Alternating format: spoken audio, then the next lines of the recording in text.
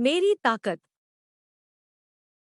Japan के एक छोटे से कस्बे में रहने वाले 10 वर्षीय ओकायो को जूडो सीखने का बहुत शौक था। पर बचपन में हुई एक दुर्घटना में बायां हाथ कट जाने के कारण उसके माता पिता उसे जूडो सीखने की आज्ञा नहीं देते थे। पर अब वो बड़ा हो रहा था और उसकी जिद भी बढ़ती जा रही थी। अंततः माता पिता को झुकना ही पड़ा और वो ओकायो को नजदीकी शहर के एक मशहूर मार्शल आर्ट्स गुरु के यहाँ दाखिला दिलाने ले गए। गुरु ने जब ओकायो को देखा तो उन्हें अचरज हुआ कि बिना बाएं हाथ का यह लड़का भला जूडो क्यों सीखना चाहता है। उन्होंने पूछा, तुम्हारा तो बायां हाथ ही नहीं है, तो भला तुम और लड़कों का मुकाबला कैसे करोगे? ये बताना तो आपका काम है, ओकायो ने कहा। मैं तो बस इतना जानता हूँ कि मुझे सभी को हराना है और एक दिन खुद सेंसेई बनना है। गुरु उसकी सीखने की दृढ़ इच्छा शक्ति से काफी प्रभावित हुए और बोले, ठीक है, मैं तुम्हें सिखाऊंगा, लेकिन एक शर्त है, तुम मेरे हर एक निर्देश का पालन करोगे और उसमें दृढ़ विश्वास रखोगे। ओकायो ने सहमति में गुरु के समक्ष अपना सर झुका दिया। गुरु ने एक साथ लगभग 50 छात्रों को जूडो सिखाना शुरू किया। ओकायो भी अन्य लड़कों की तरह सीख रहा था, पर कुछ दिनों बाद उसने ध्यान दिया कि गुरुजी अन्य लड़कों को अलग अलग दाव पेच सिखा रहे हैं, लेकिन वह अभी भी उसी एक किक का अभ्यास कर रहा है जो उसने शुरू में सीखी थी। उससे रहा नहीं गया और उसने गुरु से पूछा, गुरुजी, आप अन्य लड़कों को नई नई चीजें सिखा रहे हैं, पर मैं अभी भी बस वही एक किक मारने का अभ्यास कर रहा हूँ। क्या मुझे और चीजें नहीं सीखनी चाहिए?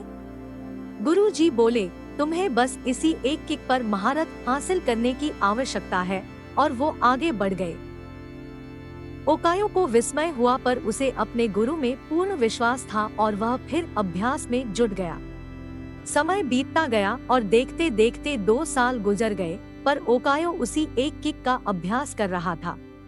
एक बार फिर ओकायो को चिंता होने लगी और उसने गुरु से कहा, क्या अभी भी मैं बस यही करता रहूंगा और बाकी सभी नई तकनीकों में पारंगत होते रहेंगे?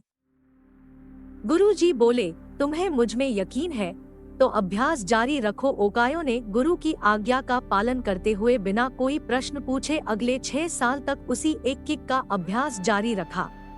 सभी को जूडो सीखते 8 साल हो चुके थे कि तभी एक दिन गुरुजी ने सभी शिष्यों को बुलाया और बोले, मुझे आपको जो ज्ञान देना था वो मैं दे चुका हूँ और अब गुरुकुल की परंपरा के अनुसार सबसे अच्छे शिष्य का चुनाव एक प्रतिस्पर्धा के माध्यम से किया जाएगा और जो इसमें विजय होने वाले शिष्य को सेंसेई की उपाधि से सम्मानित किया जाएगा। प्रतिस्पर्धा आरंभ हुई। गुरुजी ओकायो को उसके पहले मैच में हिस्सा लेने के लिए आवाज दी। ओकायो ने लड़ना शुरू किया और खुद को आश्चर्यचकित करते हुए उसने अपने पहले 2 मैच बड़ी आसानी से जीत लिए। तीसरा मैच थोड़ा कठिन था, लेकिन कुछ संघर्ष के बाद विरोधी ने कुछ क्षणों के लिए अपना ध्यान उस पर से हटा दिया। ओकायो को तो मानो इसी मौके का इंतजार था।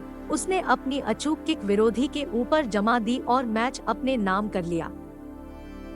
अभी भी अपनी सफलता से आश्चर्य में पड़े ओक्यो ने फाइनल में अपनी जगह बना ली।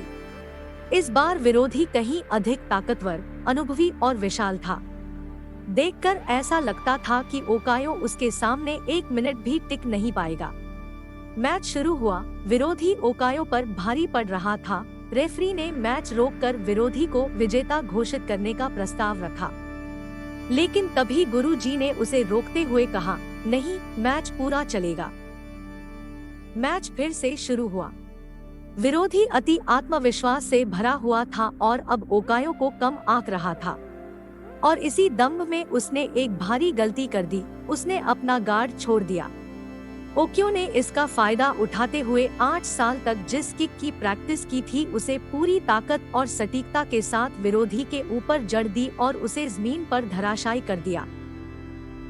उस किक में इतनी शक्ति थी कि विरोधी वही मूर्छित हो गया और ओकायो को विजेता घोषित कर दिया गया।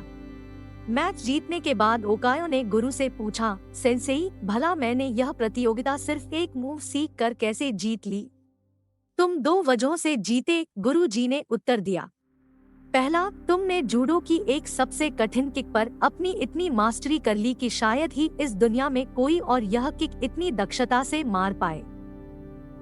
और दूसरा कि इस किक से बचने का एक ही उपाय है, और वह है वोरोधी के बाएं हाथ को पकड़कर उसे जमीन पर गिराना। ओकायो समझ चुका था कि आज उसकी सबसे बड़ी कमजोरी ही उसकी सबसे बड़ी ताकत बन चुकी थी। मित्रों, ह्यूमन बीइंग होने का मतलब ही है इम्परफेक्ट होना। इम्परफेक्शन अपने आप में बुरी नहीं होती, बुरा होता है हमारा उससे डील करने का तरीका। अगर ओकायो चाहता तो अपने बाएं हाथ के ना होने का रोना रोकर एक अपाहिज की तरह जीवन बिता सकता था, लेकिन उसने इस वजह से कभी खुद को हीन नहीं महसूस होने दिया।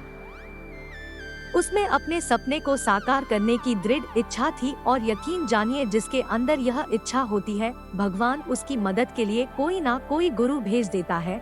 ऐसा गुरु जो उसकी सबसे बड़ी कमजोरी को ही उसकी सबसे बड़ी ताकत बना उसके सपने साकार कर सकता है।